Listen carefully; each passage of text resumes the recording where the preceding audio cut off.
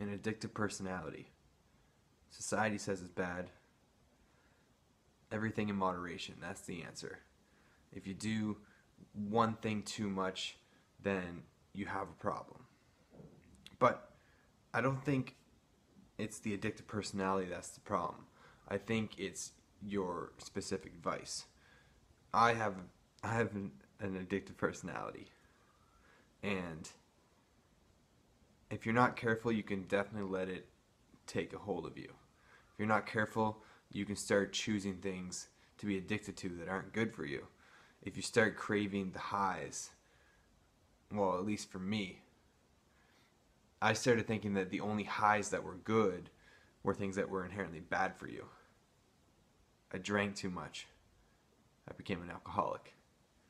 I smoked a lot. Before that, I chewed tobacco. And then I was also addicted the whole time to bad food, fast food. I wouldn't cook for myself. Pizza, McDonald's, all the time. Just basically make my highs as high as I could, and then when it all came down, my lows were low, but I just had to deal with it because I had an addictive personality. But I don't think having an addictive personality is that bad, because I still have that. You can't change that. I mean, yeah, I think you can try to control it. You can try to reduce it. But I think a better fight, if you have an addictive personality, is to just try to direct it to something new, something positive for you. So instead of getting drunk all night and feeling like shit the next day, do something good and feel good the next day because you did it. So that's what happened to me, I guess. I mean, like, I'm not perfect, but I'm addicted to working out now. I'm addicted to fitness and making myself feel good through endorphins. And I don't want to be one of those like preachy people that says like, oh, just make fitness, like the drug from endorphins is just as good as any other drug. It's probably not, but it's pretty good. Like, and you're not gonna feel the effects of endorphins from working out until you've done it long enough, until you've given your brain enough time to get really addicted to it. So, if you just go out for one workout, 2 workouts, a week, 2 weeks, you're still gonna hate it. You're not gonna be craving it. But over time, that's what I've done. I've switched all of my bad habits into good ones, and now I'm addicted to making myself feel good. And that's what I try to do every day when I try to decide what I'm going to eat.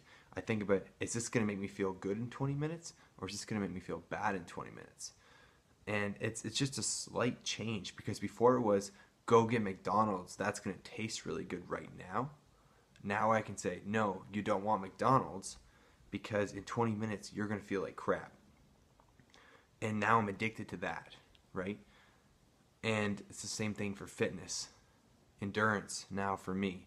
Going further all the time. And obviously you can take it and go overboard with it, right? I can still neglect my wife and my responsibilities and my family. And I think no matter what, if you have an addictive personality, you always got to keep that in check.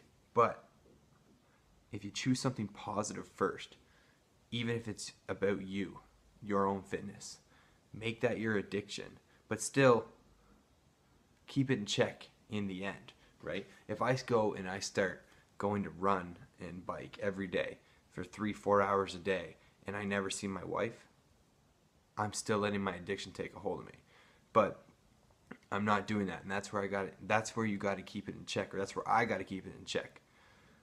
But it's certainly a lot better than what it used to be, when I would let a drug that was poison get into my body.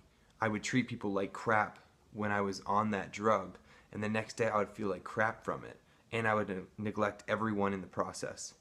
Now I'm at least making myself feel good.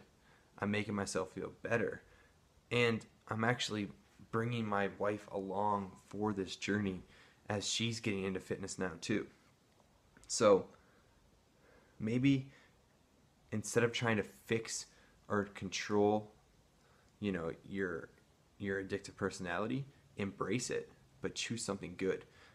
And that might be one of the best steps forward you can ever do. That was one of the best steps I ever did.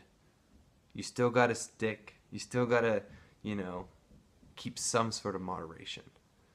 Just to make sure, you're still giving everyone else's time what they need. But you're not gonna feel that regret anymore in the morning. You're not gonna feel that regret waking up, knowing you did something bad, knowing you did something bad to your body, and that you could be doing more. You have more potential. So start directing your personality towards something that's actually going to improve your potential. Because if you think about it, our personalities give us an advantage. It makes us actually focus on something all the time. So if you choose something that's going to actually improve your life, you're better off than the people that just have that, moderation outlook. Because some people can do moderation. I get that. Some people can just, leave chocolate in the cupboard and just have a little piece every night. I can't do that. I can't buy chocolate. That's just me. I know that. Same thing for chips. I've tried that. I tried leaving chips in the cupboard and just having a little bit every night. I eat the whole bag. It's just how I am. So understand yourself and stop giving yourself options for bad things, but replace them with good things. You can't just stop something bad with no new drug to give yourself. So make endorphins your drug. That's what this whole video is about. And I think you'll probably change your life, because I know I did. Anyways, thanks a lot for watching. Keep going after your goals.